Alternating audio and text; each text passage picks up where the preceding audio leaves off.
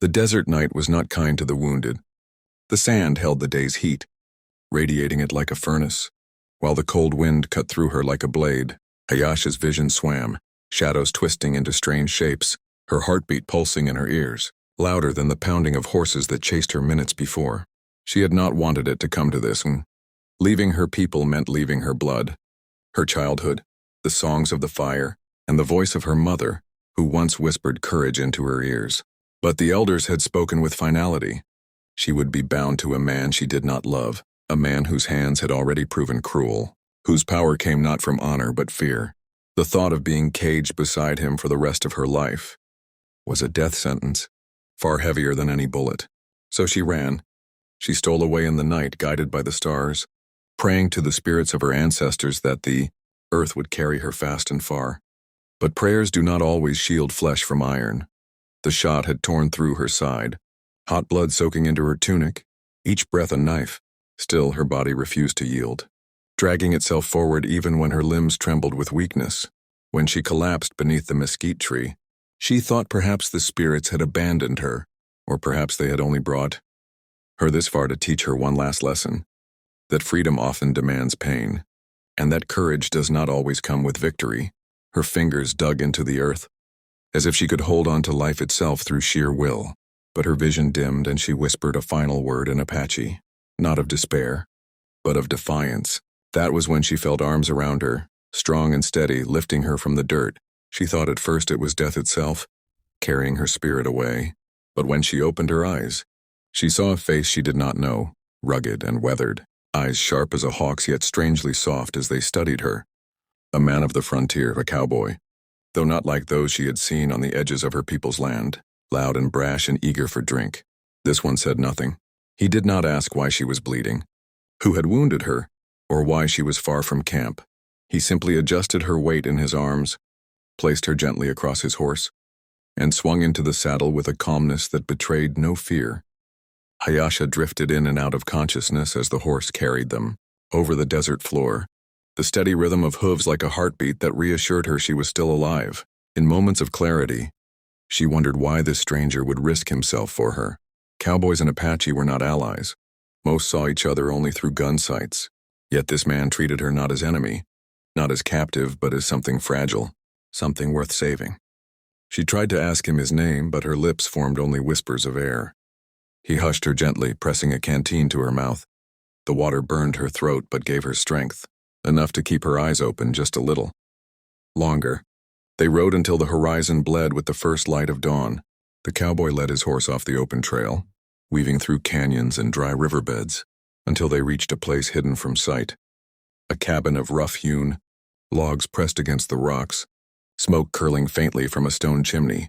He dismounted with the ease of a man used to solitude, carrying her once more as though she weighed nothing. Inside, the cabin smelled of leather, wood smoke, and coffee. He laid her on a cot, tore strips of cloth to dress her wound, and worked with quiet efficiency, his hands calloused but careful. Not once did he pry, not once did he scold or accuse.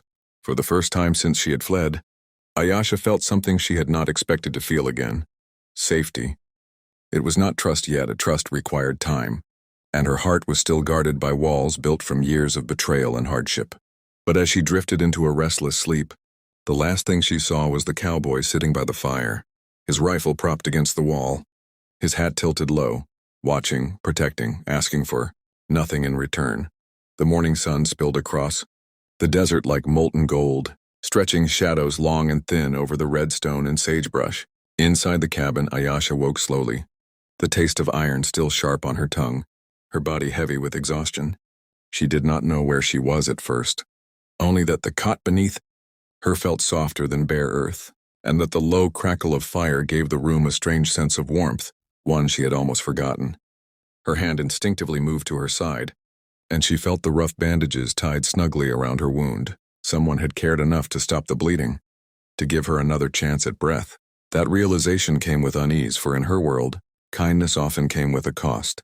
She turned her head carefully and saw him, the cowboy, sitting at the table with a knife in hand, carving thin shavings of wood with deliberate calm.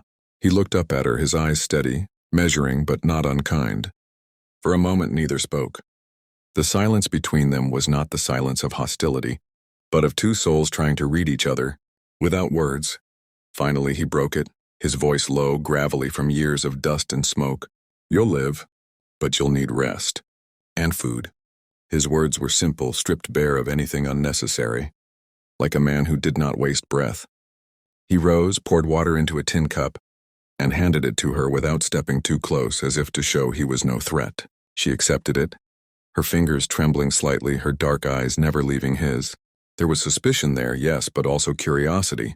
Why had he done this? Men like him did not often take in women like her. Their worlds were meant to clash, not intersect. As the days stretched, Ayasha's strength began to return.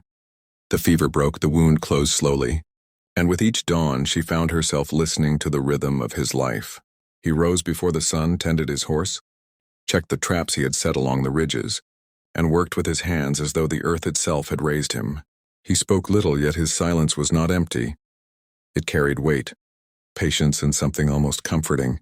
When she asked, in halting English, why he had helped her, he only shrugged and said, "Because you needed it."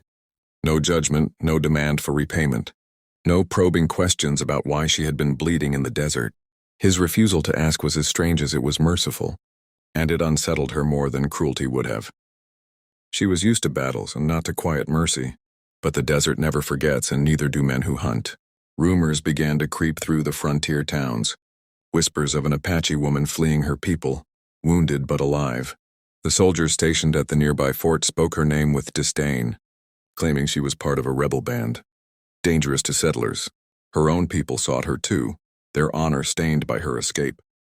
For them, her defiance was a wound, and wounds demanded healing by fire or blood. And so the circle of danger began to close.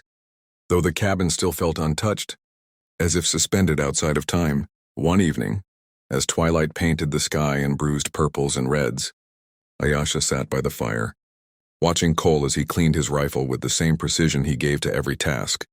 She broke the silence first this time, her voice quiet but sharp, like a blade hidden in cloth. "You risk yourself for me. Do you not fear what they will do if they find me here?" He did not look up, only kept working, the steady scrape of metal against cloth filling the pause. "Fear don't change what's right," he answered finally. The simplicity of it startled her. To her, the world had always been tangled in duty, in alliances, in the crushing weight of tradition. To him it seemed stripped down to something raw and personal, a choice, made and held without care for the consequences. That night, as coyotes howled in the distance, Ayasha lay awake on the cot, staring at the beams of the cabin roof.